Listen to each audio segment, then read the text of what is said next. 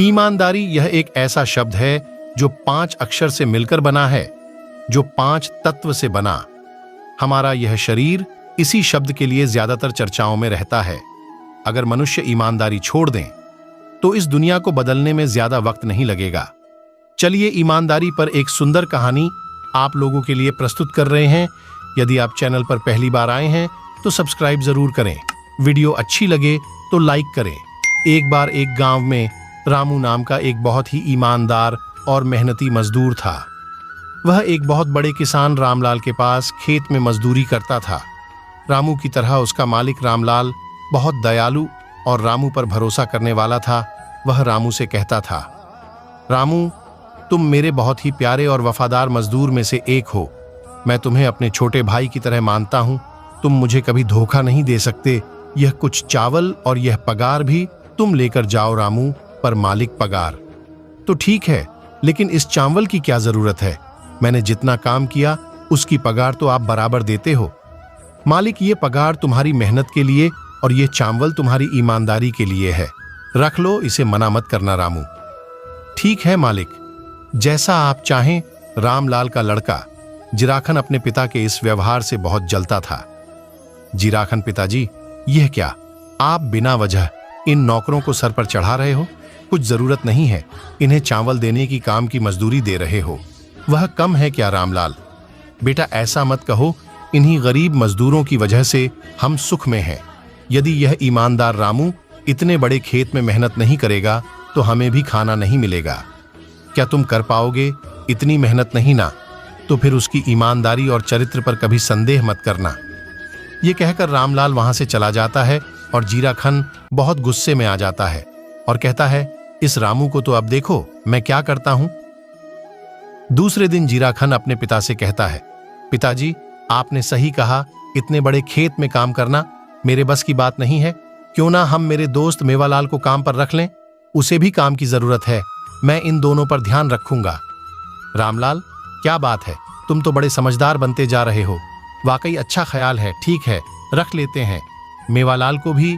जीराखन, धन्यवाद। पिताजी, एक दिन रामू को सबक सिखाने के लिए जीराखन और मेवालाल एक योजना बनाते हैं। जीराखन, सुनो रामू, इस बैलगाड़ी में जो ढांचावल रखा है वह तुम शहर के व्यापारी को दे आना और जाते जाते पहले इस नई गाय को खेत में बांध देना और फिर आगे जाना। रामू, ठीक है मालिक, जैसी आपकी आज्ञा। रामू बैलगाड़ी को लेकर चल देता है। आधे रास्ते में आने के बाद जब वह गाय को खेत में छोड़ने जाता है तो वह गाय उसे जोर से लात मारती है। रामू, हे भगवान, ये क्या हो गया? इस गाय ने तो मेरा चलना मुश्किल कर दिया। अब मैं धान कैसे लेकर जाऊंगा? हे भगवान, ये क्या मेरी बैलगाड़ी कहां चली गई? सारा धान कोई चोरी कर ले गया। दूसरे दिन जब रामू धीरे धीरे खेत पर आया तो सामने मेवालाल, जीराखन और रामलाल खड़े थे। जीराखन, देखिए पिताजी, यह कामचोर अब आ रहा है और इसने धान भी चुरा लिया। व्यापारी के पास एक बोरी कम पहुंची है। मैं खुद गिनकर आया हूं। रामू, नहीं नहीं मालिक, यह गलत है। भला मैं ऐसा क्यों करूंगा? आप जो मुझे देते हैं उसमें मैं खुश हूं, तो मैं ऐसा क्यों करूंगा? मुझे तो कल गाय ने लात मारी थी तो मैं खेत में बेहोश पड़ा था। जब आंख खुली तो धान के साथ बैलगाड़ी भी गायब थी। रामलाल, ये तुमने ठीक नहीं किया। रामू, इतने पुराने नौकर होकर तुमने ऐसा काम किया। मुझे बहुत दुख हुआ। इसकी सजा जरूर मिलेगी तुम्हें। यह सुनकर मेवालाल और जीराखन बहुत खुश हुए। रामलाल, बेटा, जरा वह लाठी तो लाना। जी पिताजी, अभी लाता हूं। जीराखन बहुत खुश होता है और लाठी लाकर देता है। रामलाल लाठी लेकर मेवालाल और जीराखन को मारना शुरू कर देता है। जीराखन, मत मारिए, मत मारिए। पिताजी, चोर तो ये है, आप हमें क्यों मार रहे हैं? रामलाल, रामू को अगर चोरी ही करनी थी तो हो काम पर वापस ही क्यों आता? और अगर मेरे पास 2 बैल के अलावा कोई गाय ही नहीं है तो वह मारने वाली गाय आई कहां से? और रहा सवाल धान की बोरी की चोरी का, तो उसे मैंने खुद तुम दोनों को खेत में छुपाते हुए देखा था। रामलाल वापस उन दोनों को पीटना शुरू कर देता है। रामू, मत मारिए, मालिक जाने दीजिए। ये फिर ऐसा नहीं करेंगे रामलाल। देखिए, उसकी ईमानदारी, तुम उसे निकालने का सोच रहे थे और वह तुम्हें बचा रहा है। मेवालाल, यहां से भाग जाओ, हमें ऐसे नौकर की जरूरत नहीं। और जीराखन, तुम कल से खेतों में रामू के साथ उसका हाथ बटाओगे।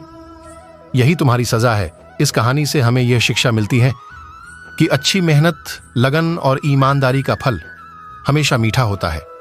इसलिए जीवन में जब भी कहीं पर भी हम यदि काम कर रहे हैं तो उसे ईमानदारी से करना हमारा फर्ज है। तभी हम एक अच्छे और सभ्य नागरिक बन पाएंगे। आशा करते हैं वीडियो आप सभी को पसंद आई होगी। वीडियो को अंत तक देखने के लिए धन्यवाद।